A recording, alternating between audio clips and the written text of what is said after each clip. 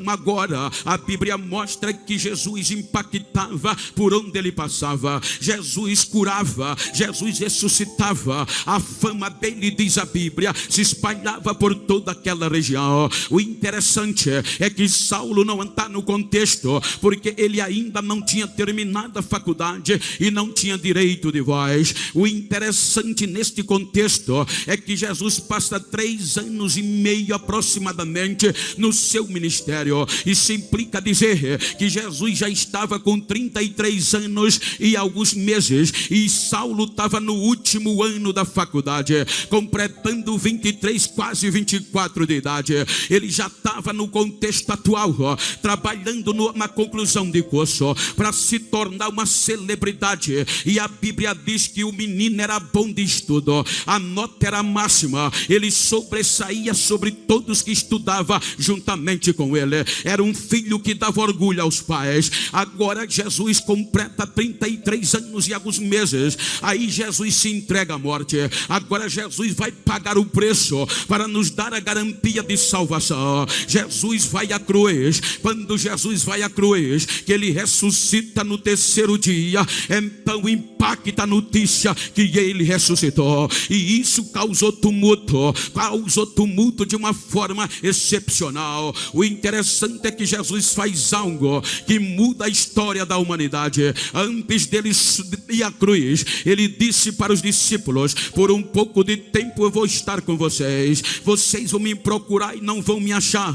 E para onde eu vou, vocês não podem ir agora. Então aquela mensagem, depois que ele ressuscitou, aguçou o sentimento da igreja. Jesus volta ao céu e os anjos ratificam o que Jesus havia pregado. Os anjos olham para os discípulos, a representatividade legal da igreja de Jesus, e disse a eles: porque vocês estão assustados? Este mesmo Jesus que vocês estão vendo ocultar-se nas nuvens, ele voltará do mesmo jeito. Ele vai voltar cheio de glória. Mas a notícia não era fácil. Agora imagina o que diz a Bíblia. A Bíblia diz que agora a notícia da ressurreição de Jesus era baseado numa mentira, que os líderes religiosos pagaram os soldados para que assim o fizesse, e eles espalharam que Jesus estava morto. Agora Jesus vai aos céus, e com poucos dias depois o Espírito Santo desce no meio da igreja. A igreja estava trancada com medo, porque a notícia era grave. O Império Romano perseguia, havia uma perseguição interna religiosa. Então os irmãos, com medo, se trancaram, mas o Espírito Santo desce com poder lá no cenáculo. Agora ninguém sustentava a igreja de Jesus. O poder caiu, o fogo tomou conta da igreja, e os irmãos que estavam com medo não parava mais de falar no arrebatamento. A notícia do momento era que Jesus estava vivo, foi para o céu e ia voltar para buscar a igreja. Agora, aí Pedro começa a pregar, e o segredo do evangelho é que não precisava muita coisa. Eles não se preocupavam em palavras difíceis e nem de pregar coisa que o povo não entendia. A mensagem era simples: Jesus salva, Jesus cura, Jesus liberta e leva para o céu. A mensagem que Pedro pregou no primeiro sermão, quase 3.000 pessoas, entre eles líderes religiosos, aceitaram Jesus como Salvador. Na segunda mensagem foi mais simples ainda. Ele vai para a oração às 3 horas da tarde. Quando ele chega na oração, na porta da igreja estava um coxo lá dentro, que era coxo desde nascença. Aí Pedro olha para ele, olha que mensagem simples. O homem que estava na mendicância olha para Pedro e João e conclama: dai-nos uma esmola. Eles olham para ele e diz: Pedro, cheio de Deus, eu não tenho prata nem ouro, mas o que eu tenho, isto eu te dou. Em nome de Jesus de Nazaré, levanta e anda. O coxo pula na hora, depois que Pedro pega na mão dele, e ele se esquece da bacia, se esquece da esmola e já entra dando glória dentro do santuário. Quando ele chega lá dentro, quase 5.000 pessoas aceitaram a mensagem de salvação, e isso explodia dentro de Jerusalém. Obrigado, pastor. E isso explodia dentro de Jerusalém. Agora imagina, a Bíblia diz que todos os dias Jesus salvava, Jesus curava, Jesus batizava e acrescentava o número dos que poderiam ser salvos. Agora ninguém sustentava mais a gloriosa. A igreja saiu do esconderijo e começou a impactar as ruas de Jerusalém. O massacre não tinha medo de nada. Agora a mensagem da igreja nas ruas de Jerusalém era que Jesus estava vivo e iria voltar. Ele era rei, era senhor, e ninguém calava a boca deles. Eu costumo falar no contexto do arrebatamento, me permita os irmãos, que eles desafiavam o Império Romano. O fogo caía, a igreja vivia no meio do fogo. Ninguém conseguia pará-los, porque eles não desistiam, porque o arrebatamento era coisa do céu. Então eles não abriam mão do arrebatamento por coisa alguma. Outro dia eu fui pregar em um congresso na Europa, e um pastor italiano me pegou lá em Zurique para pregar em uma das suas igrejas, e ele olhou para mim, não queria dar crédito, mas naquela noite o culto foi para quase 2 horas da manhã, o frio batendo e os irmãos dando glória no meio do frio. Aí no outro dia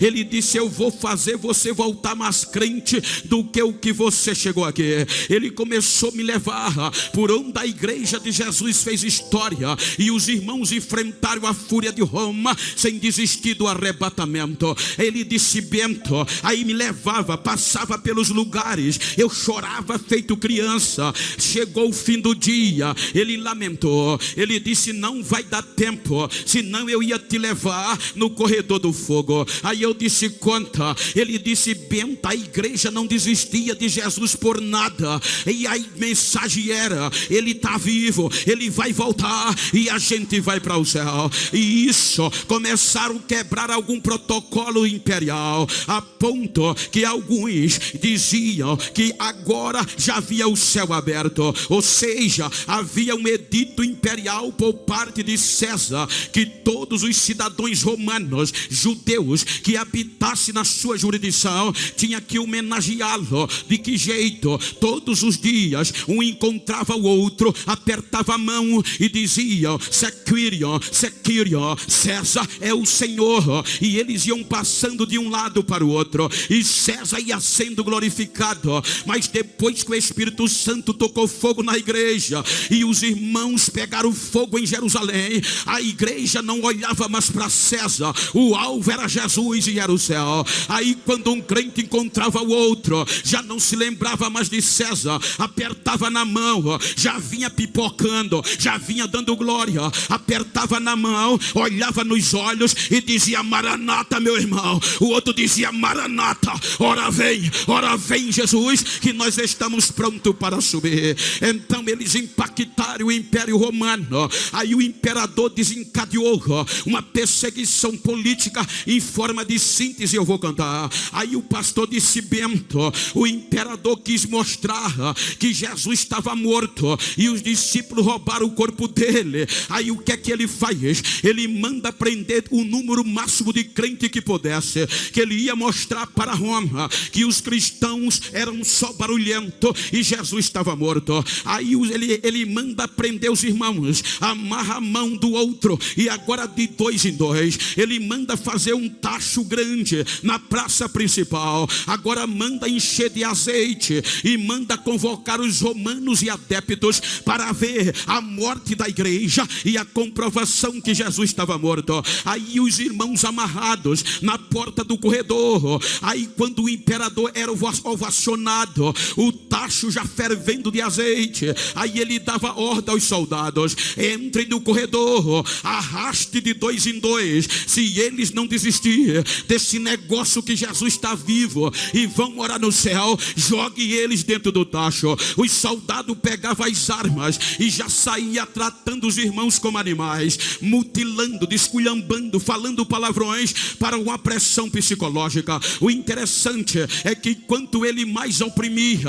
Os irmãos, quando via o fogo aceso e viu os soldados armados, aí os irmãos faziam força para se soltar um da mão do outro. Aí eu perguntei: pastor, eles queriam se soltar para correr, eles estavam com medo. Ele disse: que medo que nada, Beto. Os crentes estavam pegando o fogo mesmo amarrado. Quando eles viam os soldados, um olhava para o outro e fazia força para se soltar e dizia: deixa que eu vou primeiro, quem vai entrar primeiro sou eu, deixa que eu vou primeiro. Eles não desistiam, tinha pressa de chegar no céu. Quando de repente, aí os soldados levavam de 2 em 2, subia o degrau, pastor Eurico, e jogava dentro do tacho. Quando os crentes desciam amarrado dentro do tacho, aí a multidão de romanos começava a dar glória aos deuses de Roma e ao imperador. Aí ele ia jogando e o imperador sendo ovacionado. Aí o pastor me disse: Bento do céu, de repente os romanos se calaram, fizeram silêncio na praça. Eu disse: o que é que aconteceu? Ele disse: Bento, os irmãos que eram jogados dentro do fogo amarrado, de repente começava a sair de dentro do fogo, pular para fora sem nenhuma queimadura e as correntes quebradas. Aí quando os romanos viam isso, fechava a boca. Aí os irmãos que ainda estavam amarrados enchia o pulmão de ar e começava a cantar: ele está vivo, ele está vivo, ele está vivo, ele está vivo. Eles não desistiam do arrebatamento.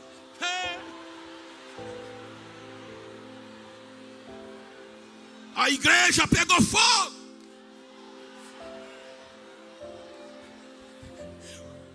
Sacerdotes não sabiam mais o que fazer, porque até os sacerdotes estavam se convertendo.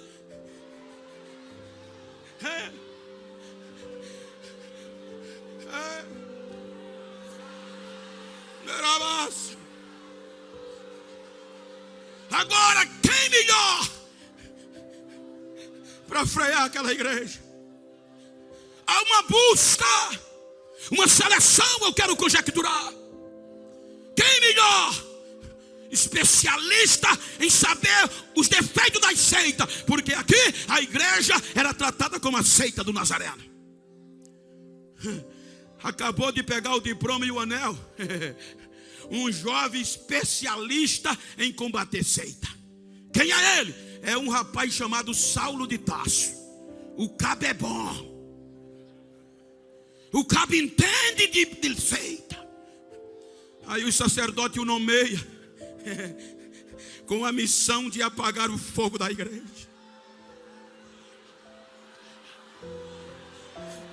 com a missão de tirar a visão dos irmãos do céu. E a Bíblia diz que ele não perde tempo. Ele entra arrebentando dentro de Jerusalém. A Bíblia diz que com apoio judicial, policial, ele assolava os irmãos. Ele entrava nas casas, arrastava homens e mulheres e jogavam na prisão. Ele pisava de pé até consentia nas mortes de alguns. E Atos dos Apóstolos diz que a perseguição de Saulo foi tão cruel que, exceto os apóstolos, os irmãos fugiram de Jerusalém. Agora o fogo de Jerusalém foi diminuindo. O doutor pegando fama, o homem é bom. Se fosse hoje, ele é o cara. Só que ele não sabia que por onde os irmãos passavam, ia tocando fogo nas cidades.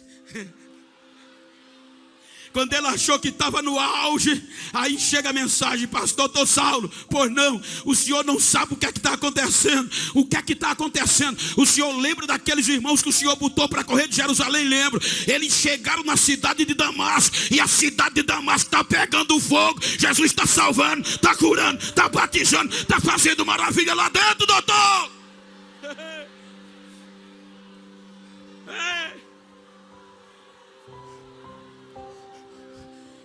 E olha o que é que a Bíblia diz. Ele, respirando a ameaça de morte, ele ficou irado. Aí vai aos sacerdotes e pede fé de ofício, uma carta com autoridade judicial, de entrar em Damasco, e aonde encontrar um crente daquela seita, trazer preso para Jerusalém. Ele recebe o apoio policial, coloca cartaz conjecturando, na visão que a Bíblia diz, que os irmãos já sabiam. Ele começa a divulgar: vou entrar em Damasco, e aonde tiver um crente, se fosse hoje, colocou outdoor, o doutor Saulo vem aí. Aí os irmãos tremiam.